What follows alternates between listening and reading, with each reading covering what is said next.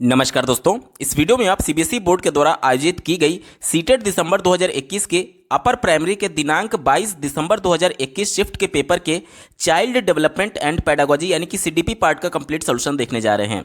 CBSE board के द्वारा CTET दिसंबर 2021 में अपर प्राइमरी के कुल 22 शिफ्टों में ऑनलाइन मोड में पेपर का आयोजन किया गया था, जिसमें से ये तीसरे शिफ्ट के सीडीपी पेपर के कंप्लीट सॉल्यूशन को आप देख रहे हैं।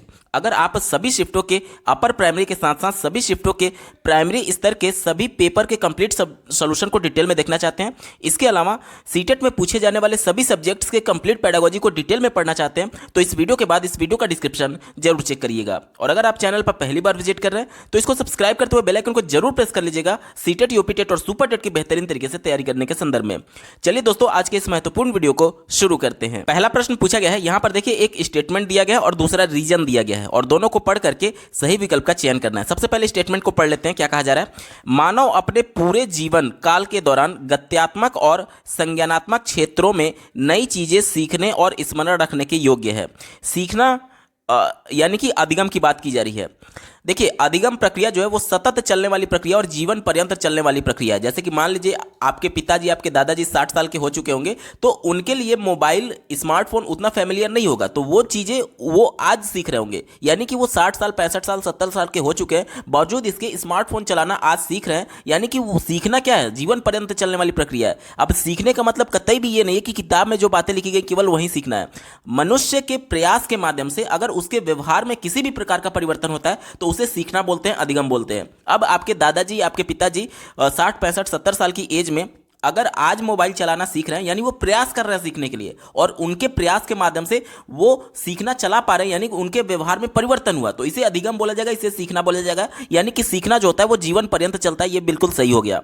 कारण का क्या दिया गया है? एक गंभीर रूप से पीड़ित बचपन के परिणामों को बाद के वर्षों में आसानी से बदला जा सकता है। मान लीजिए बचपन में ही 4 से 5 साल तक कोई सी गंभीर बीमारी से कोई बालक जूझ रहा था, तो क्या उस प्रॉब्लम को इतनी आसानी से उसके परिणाम को खत्म किया जा सकता है? नहीं किया जा सकता, क्योंकि मनोवैज्ञानिकों के द्वारा यह बताया गया, कई मनोवैज्ञानिकों ने यह कहा कि बच्चे को जो कुछ भी बनना होता है वो शुरुआती के 4 से 5 सालों में बन जाता है। उसका माइंड का मैक्सिमम डेवलपमेंट 4 से 5 साल में हो जाता है। तो जब उसी दौरान बच्चा किसी गंभीर बीमारी से जूझ रहा था, तो उसका जो परिणाम था वो बाद में भी इतनी आसानी से नहीं खत्म किया जा सकता। और विकल्प प्रश्न यहां पर कारण क्या बोला जा रहा है कि आसानी से बदला जा सकता है, जो कि आसानी से नहीं बदला जा सकता। ये निगेटिव हो गया, हमारा उत्तर नहीं होगा।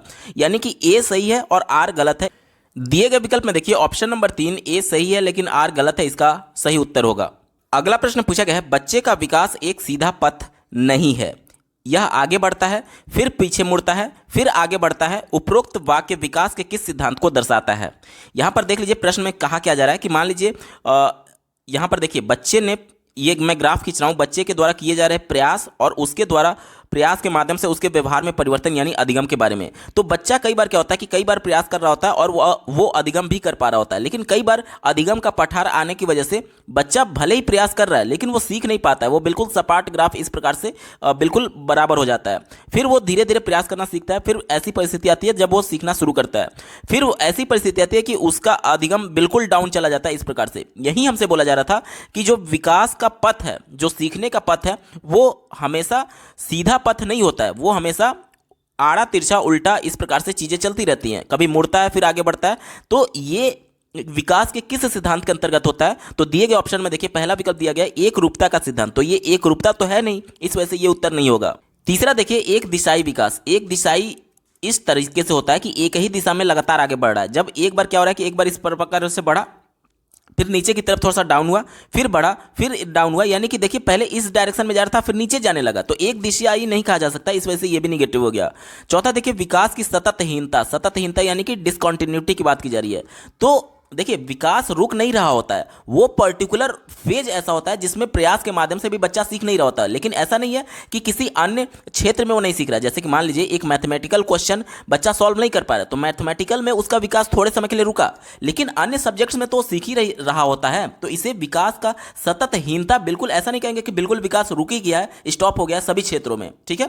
क्योंकि विकास कई आयामों में, कई क्षेत्रों में एक साथ हो रहे होते हैं। बच्चे का शारीरिक विकास होता है, बच्चे का मानसिक विकास होता है, संवेगात्मक विकास होता है। तो मान लीजिए एक विकास का क्षेत्र अगर प्रभावित हो रहा है तो इसका ये मतलब थोड़ी है कि सभी रुक जाएंगे, बिल्कुल सततहीन ही हो जाएंगे। तो ये भी विकल्प निगेटिव हो गया, हमारा उत्तर नहीं होगा।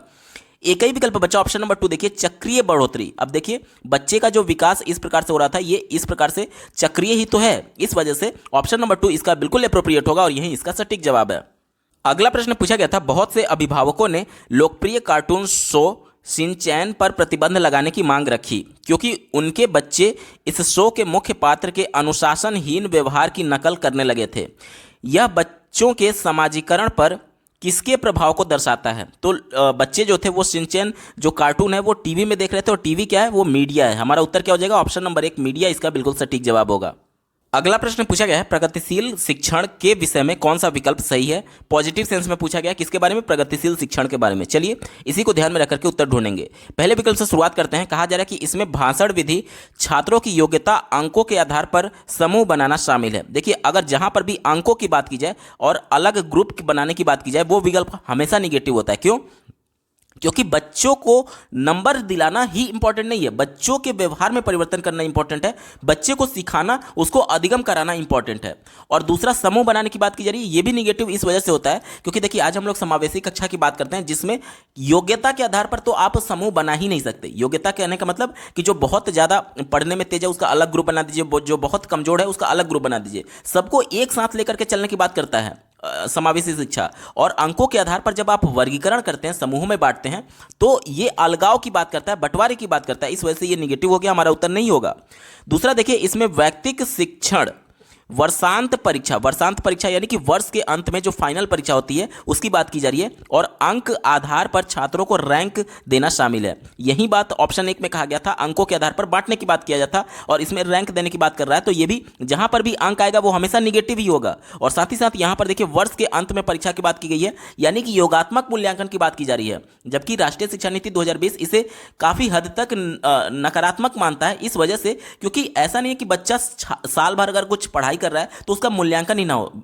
एनसीएफ 2005 और राष्ट्रीय शिक्षा नीति 2020 दोनों सतत एवं व्यापक मूल्यांकन की बात करते हैं। सतत मूल्यांकन क्या हो गया? यानी कि एक चैप्टर, एक कॉन्सेप्ट खत्म होने के बाद से तुरंत बच्चे का मूल्यांकन होना चाहिए कि उस चैप्टर या फिर उस कॉन्सेप्ट में बच्चे को कोई दिक्कत तो नहीं है। यानी कि रचनात्मक मूल्यांकन की बात की जानी चाहिए, जो कि सत्र के बीच में की जाती है, एक कॉन्सेप्ट पढ़ाने के बाद से बच्चों को आ रही समस्याओं को जानने के संदर्भ में। वर्ष के अंत में जो परीक्षा होती है वो निगेटिव माना जाता है काफी हद तक। और वैसे भी अंक की बात की गई थी, रैंक की बात की गई थी, तो ये विकल्प निगेटिव ही होगा। चौथा देखिए, इसमें अभिक्रमित अनुदेशन और प्रोत्साहन के लिए उपयोग दंड पुरस्कार को सम्मिलित करते हैं। देखिए दंड तो हमेशा निगेटिव होता है, कोई दो राय नहीं है। चाहे आप शाब्दिक तरीके से दंड दें, जैसे किसी को अपशब्द बोल करके, या फिर शब्दों के माध्यम से उसको डरा करके, या फिर शारीरिक तौर पर उसको दंड दें जैसे कि पीट करके, और ये सभी चीजें पहले से निषेध कर दी गई हैं, तो ये तो निगेटिव वैसे ही हो गया। और यहां पर मैं आपको बता दूं कि पुरस्कार आपको लग रहा होगा पॉजिटिव होगा, लेकिन ये भी निगेटिव है, क्योंकि पुरस्कार जो होता है वो एक्सटर्नल मोटिवेशन का काम करता है, बिल्कुल शॉर्ट पीरियड के लिए ही अभ्यर्थियों को मोटिवेट करता है चीजों को सीखने के क्रम में। अगर बच्चा सीखने के लिए तत्पर नहीं है तो बहुत ज्यादा आप पुरस्कार देकर के उसको मोटिवेट नहीं कर सकते। जैसे एक मैं आपको उदाहरण देता हूं, जैसे कि मान लीजिए आपके घर में छोटे बच्चे होंगे जिनमें अभी नैतिकता नहीं है, 2 से 3 साल के बच्चे, मैक्सिमम 4 साल तक के, उनसे आप 1 गिलास पानी लाने के लिए बोल करके देखिएगा, वो नहीं लाएगा। लेकिन जैसे ही आप बोलेंगे कि बेटा 1 गिलास पानी ला दो, मैं आपको एक चॉकलेट दूंगा, वो तुरंत भाग करके जाएगा और चॉकलेट की लालच में 1 गिलास पानी ला करके आपको देगा। आपको क्या लग रहा है, वो आपके कहने पर पानी लाया? नहीं, वो चॉकलेट की लालच में पानी लाया। और चॉकलेट क्या है? पुरस्कार हो गया। लेकिन कभी ना कभी तो एक ऐसा सिचुएशन आएगा जब उसका मन चॉकलेट से भर जाएगा, और उसके बाद आप लाख बोलते रहेंगे फिर भी वो पानी ला करके नहीं देगा, क्योंकि जिसकी वजह से वो पानी ला रहा था, चॉकलेट, अब उससे उसका मन भर चुका है, उससे उसका मन हट चुका है। यानी कि जो चॉकलेट है, जो पुरस्कार है, वो शॉर्ट पीरियड के लिए बच्चे को मोटिवेट करता है, वो भी एक्सटर्नली मोटिवेट करता है। ठीक है, इस वजह से ये भी विकल्प निगेटिव हो गया। एक ही विकल्प बचा ऑप्शन नंबर 3, देखिए इसमें प्रयोगात्मक शिक्षण तथा विविध विधियों से मूल्यांकन आकलित शामिल है। यह विकल्प बिल्कुल पॉजिटिव है। प्रयोगात्मक शिक्षण यानी कि प्रयोग करके, अब खुद करके सीखने की बात राष्ट्रीय शिक्षा नीति 2020 करता है और एनसीएफ भी करता है। इसके अलावा विविध विधियों की बात की गई है और मूल्यांकन की बात की गई है। देखिए समावेशी कक्षा के अंतर्गत विभिन्न प्रकार के अधिगम विकार, विभिन्न प्रकार के शारीरिक अक्षमता से जूझ रहे बालक होंगे, तो जाहिर सी बात है सभी बालकों की आवश्यकता अलग है और सभी बालक एक ही तरीके से मूल्यांकन नहीं कर सकते, मूल्यांकित नहीं किए जा सकते। जैसे कि मान लीजिए जो सुन नहीं सकता, जो श्रवण बाधित है, वो मौखिक परीक्षा में कैसे सम्मिलित होगा? जो देख नहीं सकता वो लिखित परीक्षा में कैसे सम्मिलित होगा? यानी आकलन का जो प्रक्रिया है वो सबके लिए अलग अलग होगा, और इसीलिए बोला गया है विविध विधियां। ठीक है, तो ये सबसे ज्यादा एप्रोप्रिएट हो और यही इसका सटीक जवाब होगा। अगला प्रश्न पूछा गया था, जीन पियाजे ने विकासात्मक अवस्थाओं को किस क्रम में प्रतिपादित किया है। तो जीन पियाजे ने विकास के क्रम को 4 भागों में बांटा था। पहला संवेदी गामक अवस्था जो कि 0 से 2 साल होता है। दूसरा पूर्व संक्रियात्मक अवस्था जो कि 2 से 7 साल होता है। तीसरा मूर्त संक्रियात्मक अवस्था जो कि 7 से 11 साल होता है। और चौथा औपचारिक संक्रियात्मक अवस्था जिसकी उम्र उन्होंने 11 प्लस बताई थी। तो यही ऑप्शन नंबर 2 जो है वो सही क्रम में व्यवस्थित है। विकल्प नंबर 2 इसका बिल्कुल सटीक जवाब होगा। अगला प्रश्न पूछा गया था, जीन पियाजे के अनुसार निम्नलिखित में से किस प्रश्न को केवल औपचारिक संक्रियात्मक यानी अमूर्त संक्रियात्मक स्तर के ही बच्चे हल कर पाएंगे। अमूर्त संक्रियात्मक अवस्था की प्रॉपर्टी क्या होती है कि इसमें बच्चे में अमूर्त चिंतन का कौशल विकसित हो जाता है, यानी बिना प्रत्यक्ष तौर पर देखे, बिना मूर्त अवस्था में देखे बच्चे अमूर्त चीजों के बारे में भी चिंतन करना शुरू कर देते हैं। यानी वो वाला विकल्प हमारा सही होगा जिसमें बच्चे को अमूर्त चिंतन की आवश्यकता होगी। ध्यान से समझिएगा, वो वाला विकल्प सही उत्तर होगा जिसमें बच्चे को अमूर्त चीजें जो बच्चा प्रत्यक्ष तौर पर नहीं देख रहा है उसके बारे में चिंतन करने की आवश्यकता होगी। ठीक है, चलिए पहले विकल्प से शुरुआत करते हैं। कहा जा रहा है कि रौनक ने कुछ चॉकलेट खाई। ठीक है, अब प्रत्यक्ष तौर पर वो चॉकलेट खा चुका होगा, उसकी बहन ने उसे 2 गुना चॉकलेट खाई, कुल मिलाकर के दोनों ने 9 चॉकलेट खाई। प्रत्येक ने कुल कितनी चॉकलेट खाई? देखिए, जो रौनक है वो प्रत्यक्ष तौर पर चॉकलेट खा चुका है, यानी मूर्त अवस्था में चीजों को देखा हुआ है, और उसकी बहन ने उससे दुगना चॉकलेट खाई, ये भी मूर्त अवस्था में वो देख रहा है। तो ये तो बिल्कुल मूर्त अवस्था हो गया ना, और हमसे प्रश्न औपचारिक संक्रियात्मक बोला गया था, यानी कि अमूर्त अवस्था की बात की गई थी। तो ये मूर्त अवस्था है, तो ये मूर्त अवस्था वाला बालक भी इसको सॉल्व कर लेगा इस प्रश्न को। और प्रश्न में केवल बोला था कि केवल औपचारिक वाला हमें चुनना है। ठीक है, चलिए दूसरा दिया गया है, यदि ए तुलनात्मक रूप से बी से बड़ा है और बी तुलनात्मक तौर पर सी से बड़ा है तो ए और सी में क्या संबंध है? देखिए, यहां पर कोई प्रत्यक्ष वस्तु बच्चे को नहीं दिखाई जा रही है कि ए बी से बड़ा है और बी सी से बड़ा है, बस बताया जा रहा है। तो ये बच्चे के लिए अमूर्त कॉन्सेप्ट है। अगर बच्चा इसको सॉल्व कर ले रहा है, तो वो निश्चित तौर पर औपचारिक संक्रियात्मक अवस्था में होगा, क्योंकि ये बच्चे के लिए अमूर्त चिंतन का काम कर रहेगा। बच्चा चीजों को प्रत्यक्ष तौर पर नहीं देख रहा है, वो अमूर्त कौशल अगर उसमें होगा, अमूर्त चिंतन का कौशल होगा, तभी इस प्रश्न को सॉल्व कर पाएगा। यानी कि ये केवल औपचारिक संक्रिया स्तर के बच्चे ही सॉल्व कर पाएंगे। तो पहला तो उत्तर ये हो गया। दूसरा देखिए, प्रथम विश्व युद्ध के क्या परिणाम है? अब प्रथम विश्व युद्ध जब हुआ था तो उसके परिणाम बहुत व्यापक परिणाम थे और कई देशों पर इसके प्रत्यक्ष तौर पर परिणाम देखने को मिले थे। तो ये भी बच्चे के लिए अमूर्त चीजें हैं, क्योंकि जो घटनाएं आज से बहुत साल पहले हो चुकी हैं, आज के डेट में बस हम लोग उसकी अमूर्त चिंतन ही कर सकते हैं। ठीक है, तो इसमें भी अमूर्त चिंतन आएगा। इस वजह से ये भी औपचारिक संक्रियात्मक स्तर के ही बच्चे सॉल्व कर पाएंगे।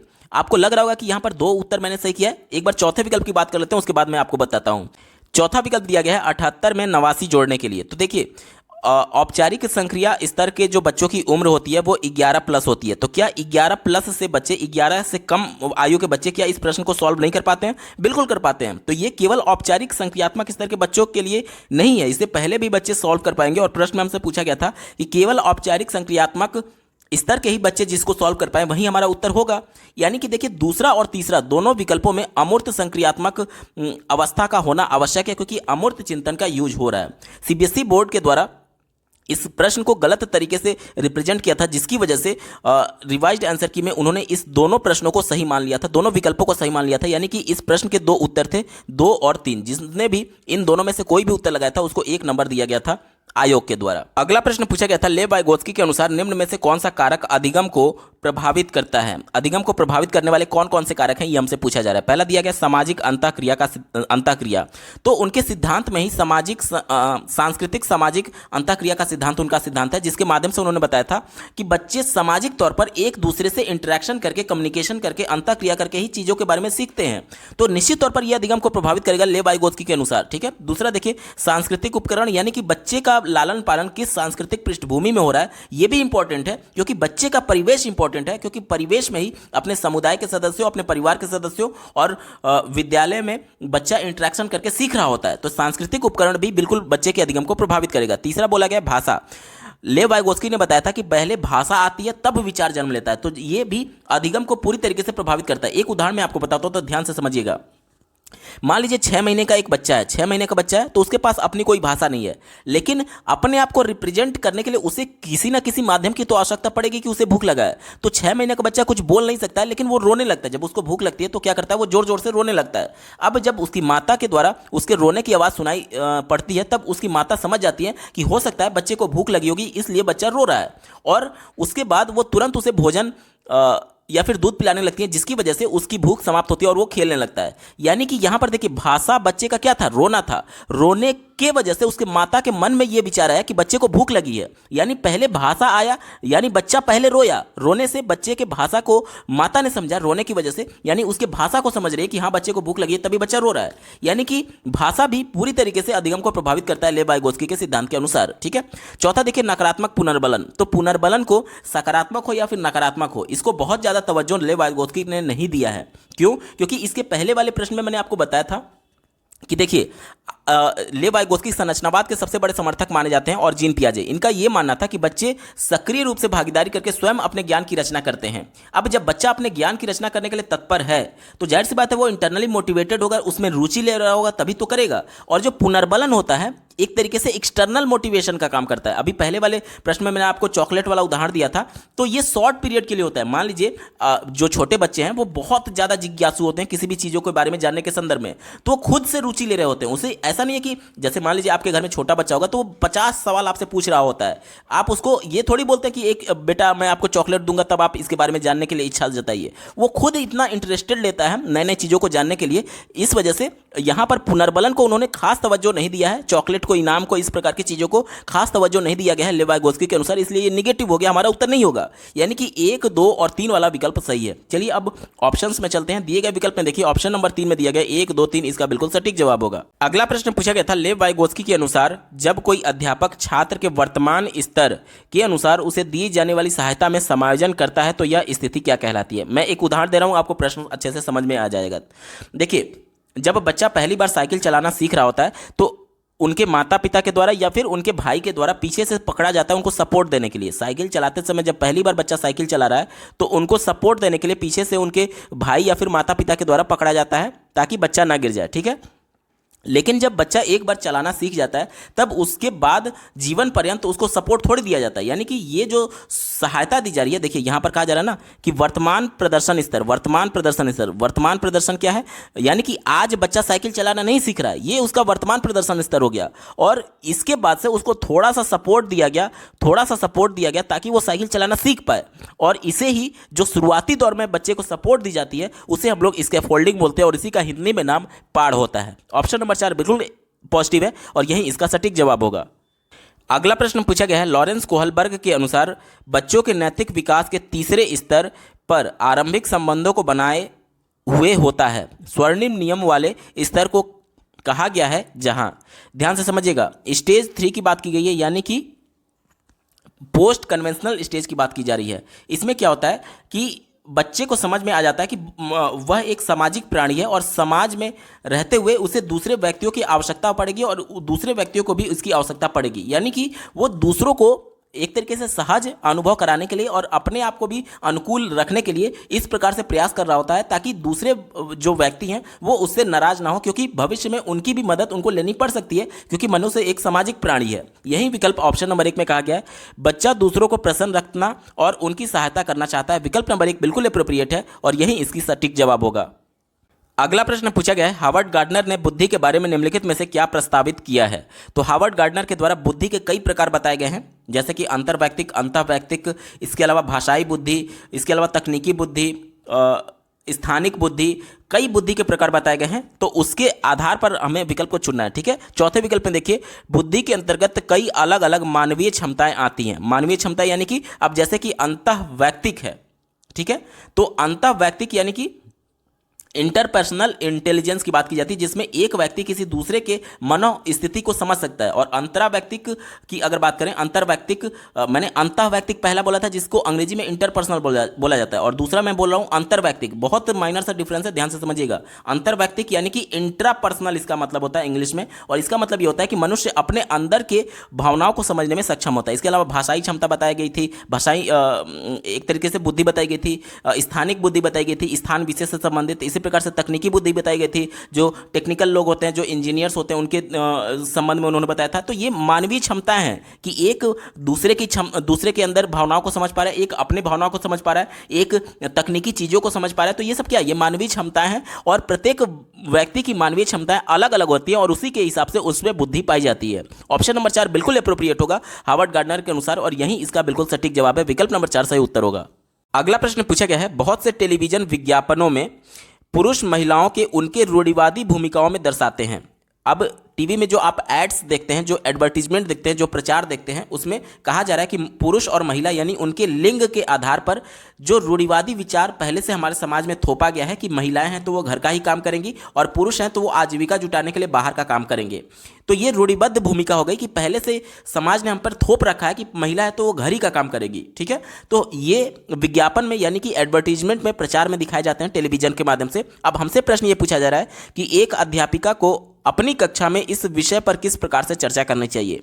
तो वो वाला विकल्प हमारा सही होगा जो कि रूढ़िबद्ध भूमिकाओं को एक तरीके से हतोत्साहित करेगा या फिर बच्चों को ये बताने में मदद करेगा कि किसी भी काम के लिए ये बधा नहीं हुआ है कि ये लड़कियां ही करेंगे, ये काम लड़के ही करेंगे। यानी वो वाला विकल्प सही होगा जिसमें इस रूढ़िबद्ध धारणाओं को चुनौती दिया जाएगा। ठीक है, चलिए चौथे विकल्प से शुरुआत करते हैं। कहा जा रहा है कि वह छात्रों को विज्ञापन में दिए गए पुरुष महिला व्यवहार का अनुकरण करने के लिए प्रोत्साहित करेगी। अनुकरण मतलब कि उसको स्वीकार करने की बात की जा रही है। तो ये विकल्प निगेटिव हो गया ना, क्योंकि मैं आपसे बोल रहा हूं कि इस भूमिका को, इस रूढ़िवादी विचार को कैसे खत्म किया जा सकता है। जब आप उसको चुनौती देंगे, कुछ इस प्रकार से उदाहरण प्रस्तुत करेंगे कि आज के डेट में महिलाएं भी सभी क्षेत्रों में सफल हो रही हैं, वो केवल चौका चूल्हा तक सीमित नहीं है। तो यहां पर अनुकरण करने का मतलब कि हूबहू उसको स्वीकार करने की बात की जा रही थी, तो ये निगेटिव हो गया, हमारा उत्तर नहीं होगा। तीसरा देखिए, उन्हें विज्ञापन में दिए गए तथ्यों के आधार पर निर्णय लेने के लिए प्रोत्साहित करें। अब विज्ञापन के आधार पर निर्णय लेने की बात की जा रही है, तो जो विज्ञापन में दिखाया जा रहा है उसी को तो आधार बना करके बच्चा निर्णय लेगा कि वहां पर महिलाएं घर का काम कर रही हैं और पुरुष बाहर का काम कर रहे हैं। तो आज के समाज में भी इसी प्रकार से होना चाहिए। यानी उस विज्ञापन को चुनौती देना है ताकि बच्चे के मन में यह धारणा बने कि लिंग के आधार पर हम काम का बंटवारा नहीं कर सकते। तो यह भी विकल्प निगेटिव था, हमारा उत्तर नहीं होगा। पहला देखिए, वह उन्हें विज्ञापनों में दिए गए वक्तव्यों को ज्यों के त्यों स्वरूप पर स्वीकार करने के लिए प्रोत्साहित करना चाहिए। यानी हूबहू उसको चुनौती ही नहीं दी जा रही, उसको एक्सेप्ट करने की बात की जा रही है। तो यह भी विकल्प निगेटिव हो गया। एक ही विकल्प बचा, ऑप्शन नंबर 2 देखिए, वह उन्हें इन विशेषज्ञों को आलोचनात्मक दृष्टि से विश्लेषण कर किसी तार्किक निर्णय पर पहुंचने के लिए प्रोत्साहित करे। यह सबसे ज्यादा इंपॉर्टेंट है। आलोचनात्मक दृष्टि मतलब कि उसके गुण दोषों पर चर्चा करने की बात की जा रही है और विश्लेषण करने की बात की जा रही है, एनालिसिस करने की बात की जा रही है और अपने तार्किक ज्ञान के हिसाब से किसी रिजल्ट पर पहुंचने की बात करने के लिए प्रोत्साहित किया जा रहा है। यानी कि अब इसमें बच्चा अपने तर्क से सोच सकता है कि जब वो महिला है तो क्यों नहीं बाहर का काम कर सकती है, जब पुरुष है तो क्या वो बाहर का ही काम करेगा, घर का काम क्यों नहीं कर सकता। तो ये जब तार्किक तौर पर सोचा जाएगा तब इसको चुनौती मिलेगी। ऑप्शन नंबर 2 बिल्कुल एप्रोप्रिएट है और यही इसका सटीक जवाब होगा। अगला प्रश्न पूछा गया था, जहां तक भाषा विकास का संबंध है, किसने यह कहा है कि विचार पहले आता है भाषा बाद में। देखिए, अगर हम लोग बात करें लेव वाइगोत्स्की की, तो उन्होंने ये बोला था कि पहले भाषा आती है तब विचार आता है। इसके पहले वाले प्रश्न में मैंने आपको उदाहरण दिया था, याद करिएगा, जिसमें मैंने आपको बताया था कि बच्चा 6 महीने का है तो रो रहा है, यानी कि भाषा वो अपने आप को रिप्रेजेंट करने के लिए रोने वाली उसकी वो भाषा है। उस रोने के बाद से उसकी माता के मन में विचार आया कि इसको भूख लगी होगी इसलिए वो रो रहा है। यानी लेव वाइगोत्स्की ये मानते थे कि पहले भाषा आता है, विचार बाद में आता है। और जीन पियाजे ये मानते थे कि पहले विचार आता है तब भाषा आती है। कैसे? एक उदाहरण मैं आपको दे रहा हूं। जैसे कि अगर मैं लिखूं कि वह जानवर है, तो ये भाषा हो गया, वह जानवर है, पूरा एक भाषा हो गया। ठीक है, अब इस भाषा का अर्थ आप तभी निकाल पाएंगे जब जो बोलने वाला है उसके विचार को स्पष्ट किया जा सके। जैसे कि मान लीजिए जो बोलने वाला है उसने जानवर को 2 तरीके से वो यूज कर सकता है। हो सकता है कि वाकई में कोई जानवर हो, कुत्ता हो, और या ये हो सकता है कि कोई इतना निर्दयी व्यक्ति हो जो कि जैसे हम लोग बोलते हैं ना, कोई बहुत ज़्यादा निर्दयी है या फिर दूसरों को बहुत ज़्यादा मारपीट कर रहा है, तो उसे भी हम लोग कहते हैं कि तुम बिल्कुल जानवर ही हो। यानी कि जो निर्दयी व्यक्ति है उसके लिए भी जानवर वर्ड यूज किया जाता है, यानी व्यक्ति के लिए भी जानवर वर्ड यूज किया जा सकता है। अब देखिए, अब वह ये तो बोल दिया गया कि वह जानवर है, यानी कि भाषा हो गया, लेकिन इस भाषा का अर्थ तभी पता चल पाएगा जिसने इस भाषा को बोला है वो किस विचार से बोला था। कुत्ते के लिए जानवर वर्ड यूज किया है या फिर व्यक्ति के लिए। यानी कि इस भाषा को समझने के लिए जो बोलने वाला है, जो वक्ता है, उसके विचार को जानना इंपॉर्टेंट है। इस वजह से जीन पियाजे ये मानते थे कि पहले विचार आता है फिर भाषा आती है। तो किस मनोवैज्ञानिक के द्वारा ऐसा कहा गया? तो ये जीन पियाजे इसका बिल्कुल सटीक जवाब हो जाएगा। अगला प्रश्न पूछा गया था, राष्ट्रीय शिक्षा नीति 2020 यानी कि नेशनल एजुकेशन पॉलिसी 2020 में प्रस्तावित कथनों में से निम्न में से कौन सा कथन सही नहीं है? निगेटिव सेंस में हमसे पूछा गया। ठीक है, चलिए चौथा विकल्प दिया गया है कि NEP 2020 प्रस्ताव रखती है कि छात्रों के उन्नति पत्र में उनके संज्ञानात्मक भावात्मक आयामों की प्रगति सम्मिलित होनी चाहिए। यानी कि बच्चे का जो समझ है, इसके अलावा जो बच्चे का एक तरीके से संवेगात्मक विकास है उसको भी जगह देने की बात कर रहा है एनईपी 2020। तो ये बात बिल्कुल सही है, क्योंकि संवेगात्मक विकास पूरी तरीके से बच्चों के संज्ञानात्मक विकास को प्रभावित करता है। इसलिए ये राष्ट्रीय शिक्षा नीति 2020 के संदर्भ में ये पॉजिटिव था, इस वजह से हमारा उत्तर नहीं होगा, क्योंकि हमसे प्रश्न निगेटिव सेंस में पूछा गया है।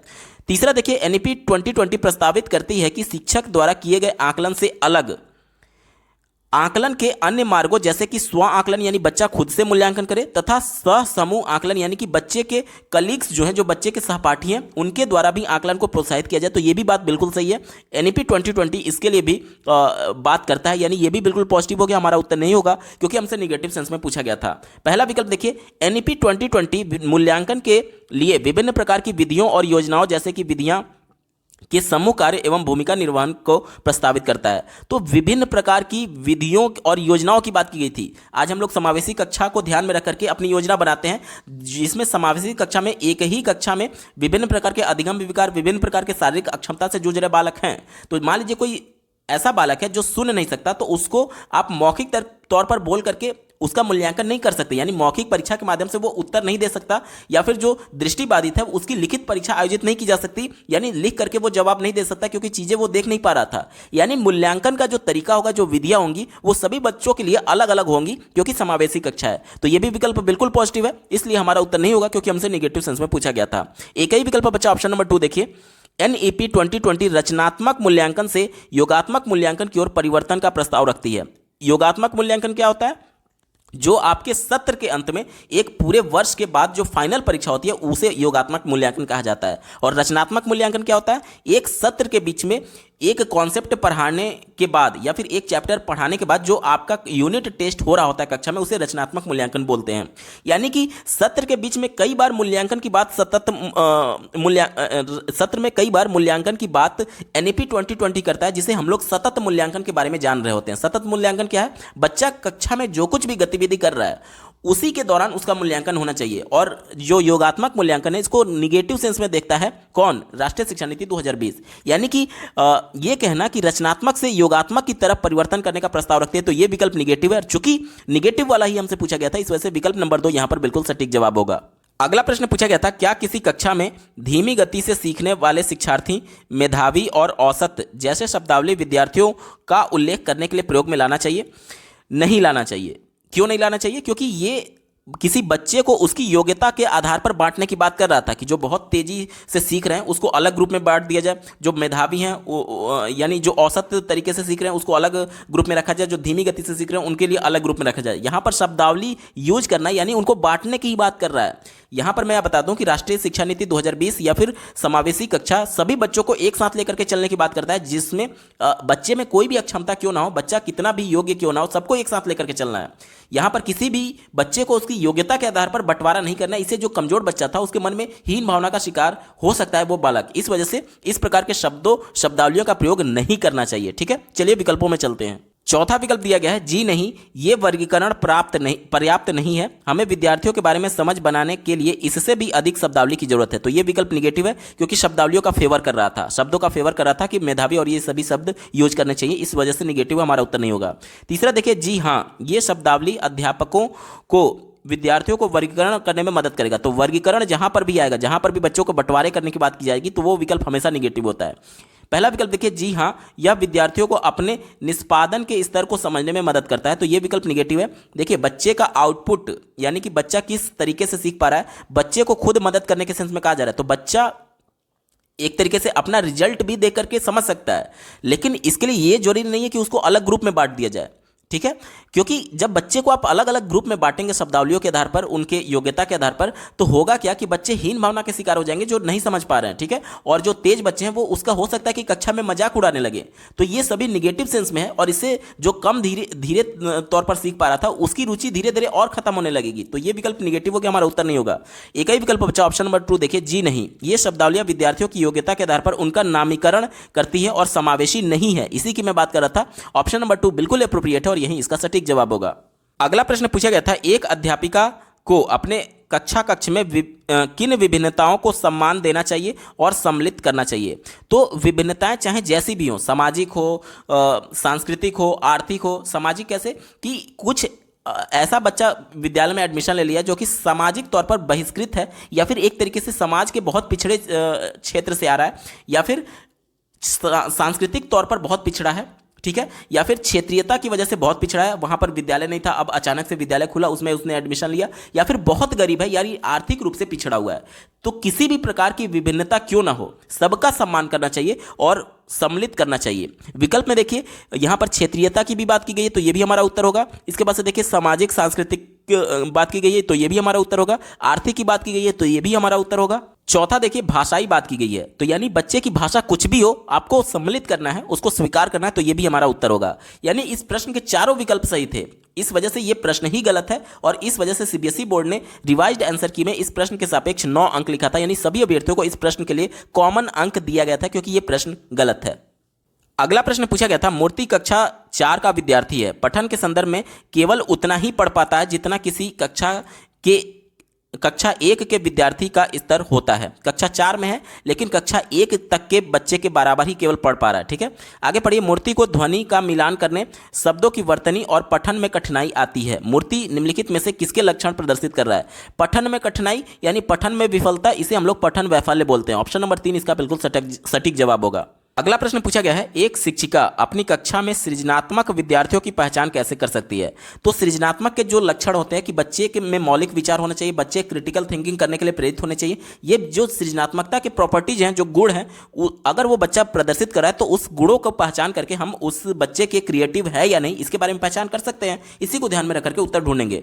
पहला दिया गया कि उनकी अभिसारी सोच की क्षमता के आधार पर, अभिसारी सोच जो है वो क्रिएटिव सोच नहीं माना जाता है। अपसारी अगर रहता, अपसारी ध्यान से समझिएगा, ये अभिसारी दिया गया है, लेकिन जो अपसारी सोच होता है वो क्रिएटिव थिंकिंग माना जाता है। ये विकल्प नहीं होगा। क्यों? क्योंकि एक प्रश्न के ये एक ही उत्तर निकालने की बात करता है, अभिसारी सोच, तो ये क्रिएटिव थिंकिंग नहीं है, इस वजह से ये सृजनात्मक विद्यार्थियों की पहचान करने में मदद नहीं करेगा। दूसरा देखिए, समकक्षियों के बीच प्रसिद्धि को आंक करके। अब देखिए कक्षा में क्या होता है कि विभिन्न आयामों के आधार पर विभिन्न प्रकार के बच्चे जो होते हैं वो कक्षा के प्रिय होते हैं। तो इसका मतलब ये कतई भी नहीं कि वो बहुत ज़्यादा लोकप्रिय, बहुत ज़्यादा सृजनात्मक है। कहने का मतलब कि कोई कक्षा में बहुत ज़्यादा स्मार्ट होता है तो भी लोग उसको चाहने लगते हैं, एक तरीके से उसको प्रिय मान लेते हैं। लेकिन केवल प्रसिद्धि के आधार पर, किसी के चाहने के आधार पर हम ये नहीं कह सकते कि वो सृजनात्मक होगा। सृजनात्मकता के लिए ये जरूरी है कि बच्चे का अपना खुद का मौलिक विचार होना चाहिए,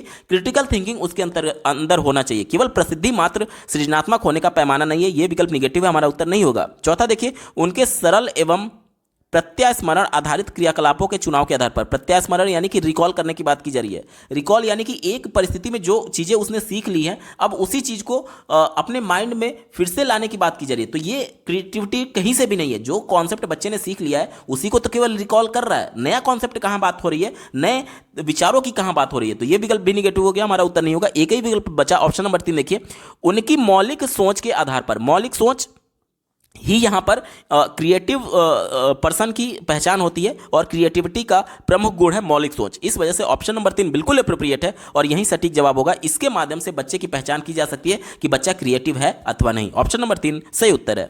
अगला प्रश्न पूछा गया था, निम्नलिखित व्यवहार किसके लक्षण है? देखिए, आवेगशीलता यानी कि आवेग में आकर के बहुत ज़्यादा, मतलब उसकी जो भावनाएं हैं बहुत ज़्यादा वो कंट्रोल नहीं कर पाता है, ठीक है, इस सेंस में है ये। दूसरा देखिए, कम समय तक ध्यान केंद्रित कर पाना, यानी कि बच्चा ऐसा है जिसका कुछ भी खट्ट से आवाज आए तुरंत उसका ध्यान उधर जाएगा। अब वो उधर चला गया, उधर से खट्ट से कुछ आवाज आया तुरंत भाग करके इधर आएगा, मतलब बिल्कुल उसका ध्यान केंद्रित ही नहीं कर पा रहा है किसी काम पर।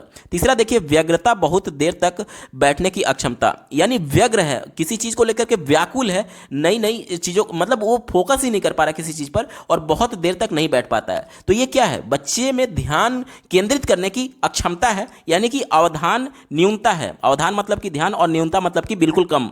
और अति क्रियाशीलता, अति क्रियाशीलता मतलब कि बहुत ज्यादा एक्टिव है कि थोड़ा सा भी कहीं से आवाज आए तुरंत भाग करके उधर जा रहा है, यानी बहुत ज्यादा क्रियाशील है। तो ये अवधान न्यूनता, अति क्रियाशीलता विकार इसका बिल्कुल सटीक जवाब होगा। विकल्प नंबर 3 सही उत्तर है। अगला प्रश्न पूछा गया था, निम्नलिखित में से कौन सी विधि समावेशन के अनुकूल नहीं है? फिर से हमसे निगेटिव सेंस में पूछा गया, ध्यान दीजिएगा। समावेशी के अनुकूल कौन सा नहीं है, ये हमसे पूछा गया। पहले विकल्प की बात करें, लचीले समूहों का गठन, तो जाहिर सी बात है बच्चों का ग्रुप बनाया जाता है जैसे कोई भी गतिविधि करने के लिए, तो वो योग्यता के आधार पर नहीं होना चाहिए बल्कि लचीला होना चाहिए कि कोई भी बच्चा किसी भी ग्रुप में जा सकता है। अब ऐसा ग्रुप ना बना दिया जाए कि जो बहुत ज़्यादा प्रतिभाशाली बच्चे हैं उनका अलग ग्रुप बना दिया जाए, जो बहुत कमजोर है उनका अलग ग्रुप बना दिया जाए। तो इससे होगा क्या कि जो कमजोर बच्चे हैं वो हीन भावना का शिकार हो सकते हैं, उनको अलग ग्रुप में जब आप करेंगे तो जो ग्रुप बनेगा वो लचीला होना चाहिए कि कोई भी बच्चा किसी भी ग्रुप में सम्मिलित हो सकता है। तो ये समावेशन में मदद करेगा। इस वजह से ये विकल्प हमारा नहीं होगा, क्योंकि ये हमसे पूछा गया था कि कौन मदद नहीं करेगा, यानी कौन अनुकूलन नहीं है। दूसरा विकल्प दिया गया है विभेदित अनुदेशन। अनुदेशन यानी कि इंस्ट्रक्शन देने की बात की जा रही है, और विभेदित मतलब कि विभिन्न प्रकार से। अब देखिए यहां पर समावेशी कक्षा में यह जरूरी होता है कि चूंकि प्रत्येक बालक एक दूसरे से अलग है, जिसकी शारीरिक अक्षमता दूसरे से अलग हो सकती है। मान लीजिए कोई सुन नहीं सकता, तो उसके लिए आप बोल करके उसको कुछ अनुदेश नहीं दे सकते, यानी इंस्ट्रक्शन नहीं दे सकते। तो उसके लिए कुछ विजुअल क्लिप्स दिखाने आवश्यक हो सकते हैं, और जो देख नहीं सकता अब वो विजुअल क्लिप्स नहीं देख सकता, इसलिए उसको मौखिक तौर पर इंस्ट्रक्शन देना होगा। यानी सबके लिए अलग अलग इंस्ट्रक्शन की आवश्यकता है बच्चे की जरूरत के अनुसार। यानी कि ये भी समावेशन में मदद करेगा, अलग अलग इंस्ट्रक्शन देना, यानी ये भी अनुकूलन है। इस वजह से हमारा उत्तर नहीं होगा, क्योंकि हमसे नहीं पूछा गया था निगेटिव सेंस में। चौथा देखिए पाठ्यचर्या में यथोचित समायोजन। समायोजन यानी कि सबको एडजस्ट करने की बात की जा रही है। तो जाहिर सी बात है जितने बच्चे हैं अलग अलग प्रकार की समस्याओं से जूझ रहे हैं, तो उनके लिए जो करिकुलम तैयार होगा वो उनकी जरूरत के हिसाब से तैयार होना चाहिए। ठीक है, यहां पर देखिए पाठ्यचर्या की बात की गई है, यानी करिकुलम की बात की गई है। तो जो करिकुलम होगा बच्चे की जरूरत के हिसाब से तैयार होना चाहिए। ये भी समावेशन के लिए अनुकूल है। इस वजह से ये भी हमारा उत्तर नहीं होगा। तीसरा देखिए योग्यता आधारित समूहीकरण। यही मैं बात कर रहा था कि बच्चे प्रतिभाशाली हैं, बहुत कमजोर हैं, औसत हैं, तो उनके योग्यता के आधार पर कभी भी समूहीकरण नहीं करना चाहिए, क्योंकि समावेशन ये कहता है कि बच्चे में किसी भी प्रकार की अक्षमता क्यों ना हो, सबको साथ लेकर के चलना है। और जब आप योग्यता के आधार पर समूह बनाते हैं, यानी कि एक बच्चे जिसको आप कम आंक रहे हैं उसको आप एक तरीके से अलग कर दे रहे हैं, इससे बच्चे में हीन भावना का शिकार हो जाएगा बच्चा। इस वजह से ये अनुकूलन नहीं है। ऑप्शन नंबर 3 बिल्कुल निगेटिव सेंस में, और चूंकि हमसे निगेटिव वाला ही पूछा गया था, इस वजह से ऑप्शन नंबर 3 सही जवाब होगा। अगला प्रश्न पूछा गया था निम्नलिखित में से कौन सी एक मेधावी बच्चे की विशेषता नहीं है। मेधावी बच्चे की विशेषता नहीं है, ये हमसे पूछा जा रहा है। पहला देखिए उच्च स्तर का समर्पित भाव, यानी बच्चा खुद से इंटरनली मोटिवेटेड है चीजों के सीखने के संदर्भ में। जब जाहिर सी बात है जब वो बहुत ज्यादा जिज्ञासु है, चीजों के बारे में खुद जानना चाहता है, तब वो मेधावी होगा, यानी ये पॉजिटिव सेंस में था। इस वजह से हमारा उत्तर नहीं होगा, क्योंकि हमसे निगेटिव सेंस में पूछा गया है। दूसरा देखिए स्वतंत्र रूप से काम करने की प्राथमिकता। अब बच्चा खुद से करके सीखने के लिए स्वतंत्र रूप से काम कर रहा है, किसी के दबाव में नहीं है, या फिर किसी के भी मोटिवेशन का इंतजार नहीं कर रहा है। स्वतंत्र रूप से वो काम करके सीखने के लिए प्राथमिकता दे रहा है। तो ये भी विकल्प मेधावी छात्र की विशेषता है। इस वजह से ये भी हमारा उत्तर नहीं होगा, क्योंकि हमसे नहीं पूछा गया था। चौथा देखिए किसी समस्या पर काम करते हुए अनेक विकल्पों की पहचान करने की योग्यता। अब जाहिर सी बात है जब बच्चा एक प्रश्न को अलग अलग अल्टरनेट प्रोसेस से सॉल्व कर पा रहा है, यानी क्रिएटिव है, यानी मेधावी है, और ये भी मेधावी बच्चे की विशेषता है। इस वजह से हमारा उत्तर नहीं होगा। एक ही विकल्प बच्चा ऑप्शन नंबर 3 देखिए एक ही काम को अनेक बार दोहराने की व्याकुलता। अब बच्चा एक ही काम को लगे पड़ा है, बार बार एक ही काम को दोहरा रहा है, तो बच्चा ये क्रिएटिव नहीं है, मेधावी नहीं है, बल्कि वो चीजों को रट रहा है। क्योंकि एक ही चीज को जब बार बार हम लोग करते हैं तो वो हमारी आदत बन जाती है, उसे हम लोग अधिगम नहीं कह सकते। जैसे कि सुबह उठ करके रोज हम लोग शौच जाते हैं और ब्रश करते हैं, तो क्या आप इसे अधिगम कहेंगे? नहीं। एक बार आपने बचपन में सीख लिया, उसके बाद से आप रोज जा रहे हैं, तो ये आपकी आदत बन चुकी है। आप शौच नहीं भी जाएंगे, इग्नोर करेंगे, तो आपके सुबह में प्रेशर आएगा ही आएगा, क्योंकि वो आपकी आदत में आ चुका है। ठीक है, तो एक ही काम को जब हम लोग बार बार दोहराते हैं तो वो हमारी आदत बन जाती है, ना कि अधिगम होता है। तो ये विकल्प निगेटिव सेंस में, और चूंकि हमसे निगेटिव पूछा गया था, इस वजह से ऑप्शन नंबर 3 बिल्कुल एप्रोप्रिएट होगा।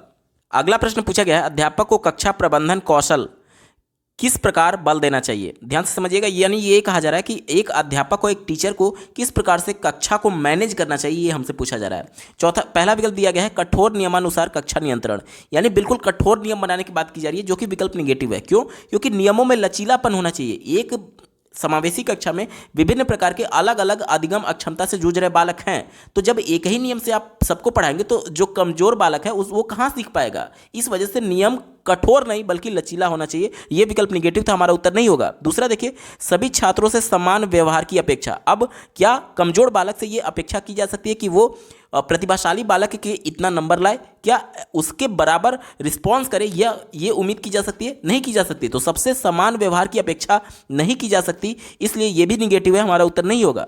तीसरा विकल्प देखिए बिना प्रश्न पूछे सबकी आज्ञा का पालन करने का संस्कार।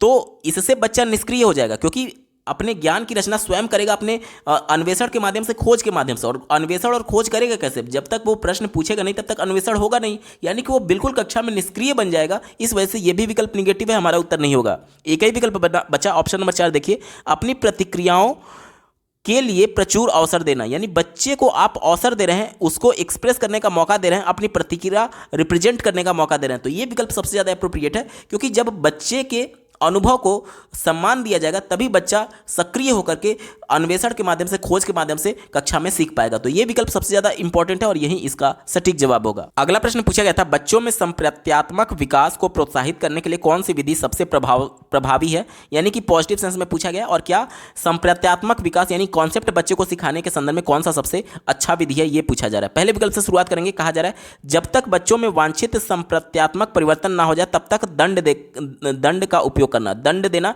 शारीरिक हो या फिर शाब्दिक हो, हमेशा नेगेटिव सेंस में होता है, कभी भी आपका उत्तर नहीं होगा।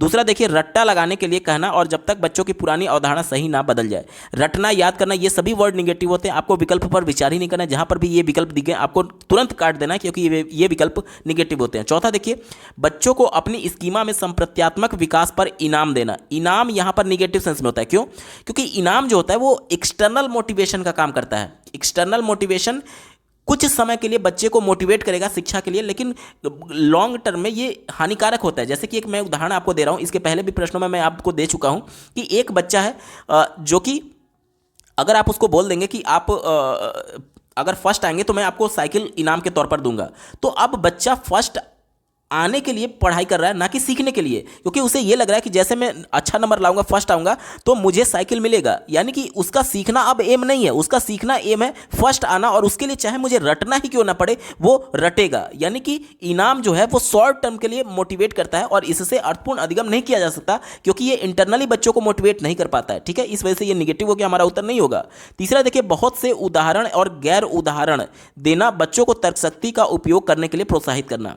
तो ये सबसे ज्यादा इंपॉर्टेंट है। जब भी किसी टॉपिक के बारे में बताया जाता है तो उससे संबंधित उदाहरण देना, और अगर बच्चे ने उसके संदर्भ में कुछ मिसकॉन्सेप्शन यानी भ्रांति अपने मन में बना ली है, तो उस मिसकॉन्सेप्शन यानी कि उस भ्रांति को दूर करने के लिए गैर उदाहरण, यानी कि जो उसके मन में विचार है उससे उल्टा विचार, यानी कि जैसे कि मान लीजिए एक बच्चे के मन में मिसकॉन्सेप्शन है यानी भ्रांति है, तो जाहिर सी बात है जब उससे उल्टा देंगे, उससे उल्टा कुछ उदाहरण देंगे, तभी तो उसका मिसकॉन्सेप्शन दूर होगा, यानी कि उसे ही गैर उदाहरण बोला जाता है। और जब बच्चे को तर्क शक्ति का उपयोग करने के लिए प्रोत्साहित करेंगे, यानी बच्चे क्रिएटिव बन रहे हैं, तो यह विकल्प सबसे ज्यादा एप्रोप्रिएटिव होगा और यही इसका सटीक जवाब है। ऑप्शन नंबर 3 सही उत्तर होगा। अगला प्रश्न पूछा गया था, प्रभावशाली शिक्षण में क्या समाहित है? प्रभावशाली शिक्षण की बात की गई है, ध्यान रखिएगा। पहले विकल्प की बात कर लेते हैं, छात्रों की भावनात्मक आवश्यकताओं को ध्यान में रखना।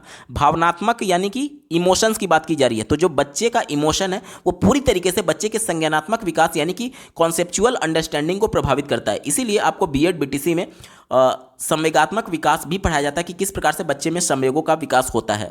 ये जरूरी क्यों है, इसको समझिए। मान लीजिए बच्चा किसी कारण को लेकर के दुखी है, बहुत ज़्यादा दुखी है, तो उसका पूरा फोकस अधिगम पर नहीं होगा, बल्कि वो दुख के कारण पर होगा, और इस वजह से बच्चा अपना ध्यान केंद्रित नहीं कर पाएगा कक्षा में, और उसका अधिगम अर्थपूर्ण नहीं हो सकता, यानी कि प्रभावशाली शिक्षण नहीं हो सकता।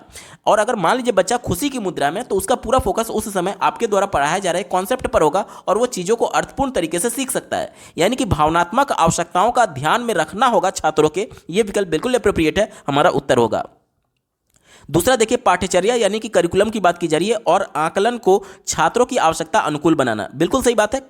जो करिकुलम होगा और जो बच्चे का आकलन करना है, बच्चे का आकलन इंपॉर्टेंट है कि बच्चे सीखे कितने हैं, ये जरूरी नहीं है कि किस माध्यम से आकलन किया जा रहा है। जैसे कि मान लीजिए एक ऐसा बच्चा है जो कि सुन नहीं सकता, तो आप उसका मौखिक परीक्षा कैसे लेंगे जब वो आपके प्रश्नों को सुनेगा नहीं। यानी कि उसके लिए जरूरी यह है कि या तो हम विजुअल क्लिप्स के माध्यम से कुछ कम्युनिकेट करने की कोशिश करें या फिर लिख करके कम्युनिकेट करें।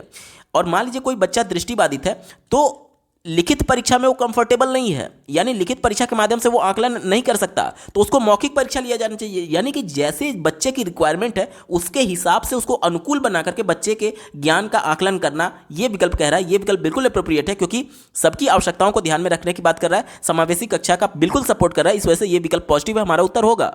तीसरा देखिए, छात्र संवाद हेतु लचीला समूह निर्माण, यानी कि बच्चे आपस में कम्युनिकेट करें, ये इंपॉर्टेंट है। लेव वाइगोत्स्की के सिद्धांत के अनुसार बच्चे जब इंटरेक्शन करते हैं, कम्युनिकेट करते हैं, तभी चीज़ों को बारे में अच्छी तरीके से, अर्थपूर्ण तरीके से सीख रहे होते हैं। यानी कि जब लचीला समूह होगा तभी तो बच्चे कम्युनिकेट करेंगे। मान लीजिए एक ग्रुप आप ऐसा बना दिए जो कि बिल्कुल प्रतिभाशाली बच्चों का एकदम अलग और बिल्कुल कमजोर वाले का बिल्कुल अलग, तो इसमें बच्चे कम्युनिकेट नहीं करेंगे, क्योंकि जो बहुत कमजोर थे उनके मन में हीन भावना का शिकार वो हो सकते हैं कि मैं कमजोर था इसलिए मुझे अलग ग्रुप में बनाया गया, डाला गया है। तो ऐसा ग्रुप होना चाहिए, लचीला ग्रुप होना चाहिए, जो कि बच्चे को एक दूसरे से कंफर्टेबली बिल्कुल कम्युनिकेट करने का मौका दे। और यही बात विकल्प नंबर 3 कह रहा है, इस वजह से ये भी बिल्कुल पॉजिटिव होगा। तीसरा देखिए, कठोर कक्षा नियंत्रण प्रबंधन, तो ये विकल्प बिल्कुल निगेटिव है, क्योंकि कक्षा में समावेशी कक्षा के अंतर्गत कठोर नियम आप नहीं लगा सकते, क्योंकि प्रत्येक बच्चे की आवश्यकता अलग है, उसको ध्यान में रख करके आपको कक्षा को कंट्रोल में करना होता है। यानी कि कठोर कक्षा नियंत्रण प्रबंधन नहीं होगा, निगेटिव सेंस में हमारा उत्तर नहीं होगा। यानी कि 1, 2, 3 वाला विकल्प सही है। चलिए अब ऑप्शंस में चलते हैं। दिए गए ऑप्शन में देखिए, ऑप्शन नंबर 2 में बात की गई है 1, 2, 3, इसका बिल्कुल एप्रोप्रिएट जवाब होगा। अगला प्रश्न पूछा गया था, रेखा ने अपनी छात्राओं को भारत का मानचित्र दिया और अंतर्ज्ञान यानी बच्चों का जो पूर्व ज्ञान है उसके आधार पर, अनुमान के आधार पर मुख्य नगरों के स्थान बताने को उत्साहित किया। उसका यह शिक्षण अवबोध का उपागम क्या कहलाएगा? पहला दिया गया है रटना। रटना तो होगा नहीं, क्योंकि बच्चे रट नहीं रहे, अनुमान लगा रहे हैं अपने पूर्व ज्ञान को आधार बनाते हुए। दूसरा देखिए, अभिनय अनुदेशन की बात की जा रही है, तो कोई भी इसमें रोल प्ले नहीं हो रहा है, अभिनय नहीं हो रहा है, अभिनव नहीं हो रहा है, इस वजह से ये निगेटिव हो गया, हमारा उत्तर नहीं होगा। अनावृत्त शिक्षण भी नहीं है, निगेटिव हमारा उत्तर नहीं है। एक ही विकल्प बचा ऑप्शन नंबर 2 देखिए, खोज शिक्षण। बच्चे अब खुद अपने पूर्व ज्ञान के आधार पर खोज कर रहे हैं कि कौन सा राज्य कहां पर हो सकता है, कौन सा नगर कहां पर हो सकता है। इस वजह से ऑप्शन नंबर 2 बिल्कुल एप्रोप्रिएट है और यही इसका सटीक जवाब होगा। अगला प्रश्न पूछा गया था, किसी संप्रत्यय यानी कॉन्सेप्ट की बात की जा रही तथा उसके उप संप्रत्यय यानी कि उसके सब कॉन्सेप्ट की बात की जा रही है कि अधिक्रम और अंतर संबंधित रूप से क्या प्रस्तुतिकरण कहलाती है। ये प्रश्न थोड़ा सा समझने में दिक्कत आ रही है हिंदी वाले में, इसलिए मैं थोड़ा अंग्रेजी वाले प्रश्न का हेल्प लेना चाहूँगा। देखिए अंग्रेजी में क्या कहा जा रहा है, प्रेजेंटेशन ऑफ कॉन्सेप्ट, यानी कि कॉन्सेप्ट को किस तरीके से प्रेजेंट किया जा रहा है वो बोला जा रहा है। एंड इट्स सब concepts in a hierarchical and interconnected manner is called, यानी कि ये बोला जा रहा है कि देखिए एक पिक्टोरियल रिप्रेजेंटेशन किया जा रहा है पिक्चर्स के माध्यम से, हायरार्की के माध्यम से।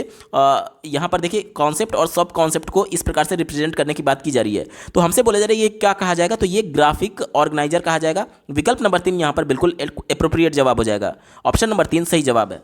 अगला प्रश्न पूछा गया था, शिक्षा की कई प्रतिवेदनाएं यह दिखा रही हैं कि विद्यार्थी प्रत्याशित अधिगम स्तरों से कम प्रदर्शन कर रहे हैं। इस दूरी को समझने के लिए विश्लेषण की प्रथम इकाई क्या होनी चाहिए? सबसे पहले ध्यान से समझिएगा, ये पूछा जा रहा है कि बच्चों के लिए जो अधिगम स्तर तय किए गए हैं, बच्चे उससे कम परफॉर्म कर पा रहे हैं। मतलब कि कक्षा 3 में अगर बच्चा है तो कक्षा 3 में ये निर्धारित किया गया है कि बच्चे को कम से कम इतना आना ही चाहिए। लेकिन आप देखेंगे कि कक्षा 4 में, कक्षा 5 में भी बच्चा चला जाता है, तब भी वो सही ढंग से पढ़ नहीं पा रहा होता है किताबों को देख करके। तो ये जो बच्चे का प्रदर्शन कम है या फिर जो उसके प्रदर्शन का गैप है, ये इस पर विश्लेषण करने के लिए किससे शुरुआत करना चाहिए, ये हमसे पूछा जा रहा है। देखिए कक्षा में अगर बच्चा फेल हो रहा है या फिर कॉन्सेप्ट को नहीं समझ पा रहा है या फिर कम समझ पा रहा है, तो इसमें पूरा दोष जो है वो विद्यालय का होता है और टीचर्स का होता है। क्योंकि ये हो सकता है कि जो शिक्षक हैं वो गलत विधि का प्रयोग कर रहे होंगे, इस वजह से वो बच्चा सही से नहीं सीख पा रहा है। यानी कि देखिए बच्चे की कभी भी गलती नहीं मानी जाती है, कभी भी बच्चा गलती नहीं कर सकता, क्योंकि बच्चे खुद जानने के लिए उत्सुक होते हैं। अगर उनको सही विधि के माध्यम से पढ़ाया जाए तो बच्चे सीखते हैं। लेकिन हो सकता है कि स्कूल के द्वारा, मैनेजमेंट के द्वारा, सिस्टम के द्वारा गलत विधि, गलत शिक्षण विधि का प्रयोग किया जा रहा हो, इस वजह से बच्चे में वो अधिगम स्तर तक बच्चे नहीं पहुंच पा रहे या फिर कम प्रदर्शन कर पा रहे हैं। तो इसके लिए रिस्पॉन्सिबल क्या होगा या फिर विश्लेषण की प्रथम इकाई क्या होनी चाहिए, तो ये सिस्टम होना चाहिए, यानी कि तंत्र होना चाहिए। ऑप्शन नंबर 1 बिल्कुल एप्रोप्रिएट है और यही इसका सटीक जवाब होगा। अगला प्रश्न पूछा गया था, बच्चे पढ़ाई के लिए आंतरिक रूप से अभिप्रेरित होते हैं जब? बच्चे इंटरनली मोटिवेटेड कब होते हैं, ये हमसे पूछा जा रहा है। ठीक है, चलिए इसी को ध्यान में रख करके उत्तर ढूंढेंगे। देखिए इंटरनल मोटिवेशन जनरेट कैसे होता है। सबसे पहले अगर किसी कॉन्सेप्ट को, किसी चीज़ को जानने के लिए बच्चा अगर जिज्ञासु है तो उस जिज्ञासा की वजह से उसमें रुचि जन्म लेगा, यानी इंटरेस्ट जन्म लेगा। और जिस भी काम को बच्चा इंटरेस्ट लेकर के कर रहा होता है, उससे इंटरेस्ट की वजह से उसमें इंटरनल मोटिवेशन जनरेट होता है। ठीक है, तो वो वाला विकल्प हमारा सही होगा जिसमें बच्चा उस काम में जिज्ञासु होगा और रुचि ले रहा होगा, क्योंकि रुचि के बाद ही आपका इंटरनल मोटिवेशन जनरेट होता है। इसी को ध्यान में रख करके उत्तर ढूंढेंगे। पहले विकल्प से शुरुआत करते हैं। कहा जा रहा है कि दंड और पुरस्कार पर बल दिया जाता है। दंड हमेशा निगेटिव सेंस में होता है और पुरस्कार भी निगेटिव होता है। कई बार मैंने उदाहरण दे दिया कि जैसे फर्स्ट आओगे तो साइकिल खरीद दूंगा, या फिर पानी लाने के लिए चॉकलेट वाला उदाहरण जो मैंने आपको दिया था पिछले प्रश्नों में। तो दंड और पुरस्कार हमेशा निगेटिव सेंस में होता है, और जो पुरस्कार होता है वो एक्सटर्नल मोटिवेशन का काम करता है, और प्रश्न में हमसे इंटरनल मोटिवेशन बोला गया था, इस वजह से ये विकल्प निगेटिव है, हमारा उत्तर नहीं होगा। दूसरा देखिए, पाठन में केवल स्मृति और पुनरावृत्ति पर जोर दिया जाता है। देखिए ये प्रश्न जो है वो पॉजिटिव सेंस में पूछा गया था। पहले आप तय कर लीजिए कि प्रश्न पॉजिटिव है या निगेटिव सेंस में पूछा जा रहा है। प्रश्न जो कि पॉजिटिव सेंस में पूछा गया था, और जिस भी विकल्प में केवल एकमात्र एक ही यही पूर्ण रूप से, ये जितने भी वर्ड आते हैं वो विकल्प को एक तरफा कर देते हैं, यानी कि संकुचित कर देते हैं, केवल एक पक्ष की बात करते हैं, इस वजह से ये सभी वर्ड्स निगेटिव माने जाते हैं, और इस वजह से केवल वर्ड आ गया। अब हमको आगे विचार करना ही नहीं है, तुरंत मैं इसको काट दूंगा क्योंकि ये निगेटिव है और प्रश्न हमसे पॉजिटिव सेंस में पूछा गया था। चौथा देखिए, शिक्षक उन्हें आज्ञा पालन के लिए उत्साहित करते हैं और उच्च स्तरीय मापदंडों पर उनका आकलन करते हैं। देखिए बच्चे का मानसिक स्तर जितना है उससे ऊंचे मापदंडों पर उसका आकलन किया जा रहा है। जैसे कि कक्षा 3 में बच्चा है तो कक्षा 5 के स्तर के हिसाब से उसका आकलन किया जा रहा है, तो क्या ये एप्रोप्रिएट है? नहीं है। बच्चों के मानसिक स्तर के हिसाब से ही तो आकलन करना चाहिए। ये विकल्प निगेटिव है, हमारा उत्तर नहीं होगा। एक ही विकल्प बचा ऑप्शन नंबर 3। देखिए, उनका शैक्षणिक वातावरण उनमें अपनत्व का भाव उनकी क्रियाशक्ति में तीव्रता लाता है। अपनत्व यानी कि बच्चे उसमें रुचि लेंगे, और जब भी रुचि लेंगे तब बच्चा खुद क्रियाशील होने के लिए यानी कि इंटरनल मोटिवेशन उसमें, एक क्रियाशक्ति उसमें तीव्र होती है, क्योंकि जब रुचि लेगा तब वो खुद करने के लिए मोटिवेटेड होगा, यानी मोटिवेटेड है, यानी इंटरनल मोटिवेशन है। ऑप्शन नंबर 3 बिल्कुल एप्रोप्रिएट है और यही इसका सटीक जवाब होगा। अगला प्रश्न पूछा गया था, कौन सा संवेग अर्थपूर्ण सीखने को प्रोत्साहित करेगा? यानी कि से पूछा जा रहा है कि कौन सा ऐसा इमोशन है जो कि बच्चे को मोटिवेट करेगा सीखने के लिए। पहला विकल्प देखिए, शर्म दिया गया जो कि निगेटिव है। दूसरा डर दिया गया, ये भी निगेटिव है। निराशा दिया गया, ये भी निगेटिव है। लेकिन जब बच्चे जिज्ञासु होंगे तब वो चीज़ों को सीखने के लिए इंटरनली मोटिवेटेड होते हैं, क्योंकि इस जिज्ञासा की वजह से उसमें रुचि उत्पन्न हो रही होती है, और रुचि की वजह से उसमें इंटरनल मोटिवेशन जनरेट होता है। ऑप्शन नंबर 4 बिल्कुल एप्रोप्रिएट है और यही इसका सटीक जवाब होगा। अगला प्रश्न पूछा गया है, यहां पर देखिए एक स्टेटमेंट दिया गया है और उसका एक रीजन दिया गया है, और दोनों को पढ़ करके सही विकल्प का चयन करना है। पहले स्टेटमेंट को जल्दी से पढ़ लेते हैं। कहा जा रहा है कि बच्चों द्वारा निर्मित सहज एवं अंतर्ज्ञान सिद्धांतों को उन्हें साझा करने के लिए उन्हें प्रोत्साहित करना चाहिए। यानी बच्चे अपने परिवेश में जो कुछ भी देख रहे हैं और उस प्रत्यक्ष तौर पर देखने के बाद से जो अपने अंदर कॉन्सेप्ट बिल्ड कर रहे हैं, जो अंतर्ज्ञान सिद्धांत निर्माण कर रहे हैं, जो सहज एक तरीके से ज्ञान का निर्माण कर रहे हैं अपने मन में, उसको प्रोत्साहित करना चाहिए कक्षा में साझा करने के लिए, शेयर करने के लिए। जाहिर सी बात है, इससे बच्चे उस इन्वायरमेंट में सहज महसूस करेंगे, क्योंकि उन्हें यह लगेगा कि मेरे भी भावनाओं को, मेरे भी एक तरीके से भावनाओं का सम्मान किया जा रहा है। तो ये विकल्प बिल्कुल एप्रोप्रिएट है, पॉजिटिव है, उत्तर होगा। दूसरा देखिए, कारण क्या बोला गया है, सभी बच्चे वास्तविकता की पूर्व संकल्पनाओं से आरंभ करते हैं। यानी कि जो चीज़ एक्चुअल में है, बच्चे उसके पहले थोड़ा सा अपना खुद का कॉन्सेप्ट बना रहे होते हैं। ठीक है, उसी की बात की जा रही है कि जैसे कि मान लीजिए बच्चा पहले देख रहा है कि कोई भी वस्तु को हम लोग गिराते हैं तो वो नीचे ही जाता है। यानी बच्चा ग्रेविटी को नहीं जान रहा है, गुरुत्वाकर्षण बल को नहीं जान रहा है, लेकिन उससे पहले अपने मन में कॉन्सेप्ट बना लिया है कि जो भी चीज़ गिराते हैं वो नीचे ही जाता है। यानी कि अभी एक्चुअल कॉन्सेप्ट तक वो नहीं पहुंचा, वास्तविक तक नहीं पहुंचा है, लेकिन उसके पहले अपने मन में संकल्पना बना लिया है कि कोई भी वस्तु मैं गिराऊंगा तो वो नीचे ही जाएगा। और विद्यालयों में उनकी समझ ये संकल्पनाएं प्रभावित करती है। तो बिल्कुल सही बात है, जब बच्चे पूर्व अपने मन में इस प्रकार की धारणा बनाए हुए, तब जब आगे आप उसको बताएंगे कि ये गुरुत्वाकर्षण बल की वजह से होता है, तब बच्चे को लगेगा हाँ ये तो मैं जान रहा था कि मेरे पूर्व ज्ञान, यानी कि जो भी वस्तु गिराएंगे वो नीचे ही जाएगा, यानी कि पृथ्वी के केंद्र की तरफ जा रहा है। और जब उसके पूर्व ज्ञान को आधार बनाया जाता है तो बच्चा उसमें कंफर्टेबली फील करता है, और साथ ही साथ उसकी जो समझ होती है वो भी अर्थपूर्ण होती है। यही बात ये कह रहा था, यानी कि ए और आर दोनों सही है, और जो आर है वो ए की सही तरीके से व्याख्या करता है। विकल्प नंबर 1 बिल्कुल एप्रोप्रिएट है और यही इसका सटीक जवाब होगा। अगला प्रश्न पूछा गया था, सामाजिक संरचनात्मक कक्षा में किस तरह के क्रियाकलापों पर बल देना चाहिए? चौथे विकल्प से शुरुआत करेंगे। कहा जा रहा है कि जो बच्चे द्वारा पूछताछ की अनुमति ना दे, यानी बच्चे इंटरैक्टिव नहीं है, बच्चे सक्रिय नहीं है, तो ये विकल्प निगेटिव हो गया, हमारा उत्तर नहीं होगा। दूसरा देखिए, जो पाठ्य सामग्री के प्रत्यास्मरण यानी रिकॉल करने तक केवल आधारित है, बहुत ज़्यादा सीमित है कि इन्फॉर्मेशन को सिर्फ हम रिकॉल कर रहे हैं, तो ये विकल्प निगेटिव है, क्योंकि बच्चे एक तरीके से कुछ नया नहीं सोच रहे हैं, कुछ क्रिएटिव नहीं कर रहे, जो चीज़ वो सीख चुके हैं उसी को बार बार रिकॉल करने की बात की जा रही है, तो ये निगेटिव हो गया, हमारा उत्तर नहीं होगा। दूसरा देखिए, जो पुनरावृत्ति और यांत्रिक हो, यांत्रिक अपने आप में निगेटिव है, और पुनरावृत्ति मतलब एक ही चीज़ को बार बार बच्चे रिपीट कर रहे हैं। देखिए, कुएं से बार बार पानी निकालने से वहाँ पर पत्थर पर भी निशान लग जाता है, गड्ढा बन जाता है। बच्चे यहाँ पर एक ही चीज़ को पुनरावृत्ति बार बार दोहरा करके उनके माइंड में गड्ढा थोड़ी करना है, अपने ज्ञान का निर्माण करने के लिए उनको सक्रिय बनाना है। ताकि उनका अधिगम अर्थपूर्ण हो जाए। यहाँ पर यांत्रिक मशीन की तरह और पुनरावृत्ति हमेशा निगेटिव होता है, कभी भी हमारा उत्तर नहीं होगा। एक ही विकल्प बचा ऑप्शन नंबर 1 देखिए, जो चुनौतीपूर्ण हो, यानी बच्चे को कुछ नया खोजने में मदद करे। चुनौती रहेगा तभी तो वो क्रियोसिटी उसमें जन्म लेगी और उसकी वजह से वो नया खोजने के लिए तत्पर होंगे, यानी चुनौतीपूर्ण होना चाहिए। और समालोचनात्मक चिंतन की अनुमति दे। समालोचनात्मक चिंतन यानी कि क्रिएटिव थिंकिंग की बात कर रहा है, यानी बच्चे मौलिक तरीके से सोच पाए, इसकी अनुमति दी जाए। तो ये विकल्प बिल्कुल पॉजिटिव है और यही इसका सटीक जवाब होगा। दोस्तों ये पेपर पूरा सॉल्व हो चुका है। आपको ये वीडियो कैसा लगा कमेंट के माध्यम से जरूर बताइएगा, क्योंकि आपका एक कमेंट मुझे मोटिवेट करेगा ऐसे ही महत्वपूर्ण वीडियो लाने के संदर्भ में। अगर आप सीटेट दिसंबर 2021 के अपर प्राइमरी के सभी शिफ्टों के सभी सब्जेक्ट्स के कंप्लीट पेपर सॉल्यूशन के साथ साथ प्राइमरी के सभी शिफ्टों के कंप्लीट पेपर सॉल्यूशन को डिटेल में देखना चाहते हैं, इसके अलावा सीटेट में पूछे जाने वाले सभी सब्जेक्ट्स के कंप्लीट पेडागोजी को डिटेल में पढ़ना चाहते हैं, तो इस वीडियो के बाद इस वीडियो का डिस्क्रिप्शन जरूर चेक करिएगा। और अगर आप चैनल पर पहली बार विजिट कर रहे हैं तो इसको सब्सक्राइब करते हुए बेल आइकन को जरूर प्रेस कर लीजिएगा, सीटेट, यूपीटेट और सुपर टेट की बेहतरीन तरीके से तैयारी करने के संदर्भ में। इस वीडियो को देखने के लिए आपका बहुत बहुत धन्यवाद। भगवान करे आपका दिन शुभ हो।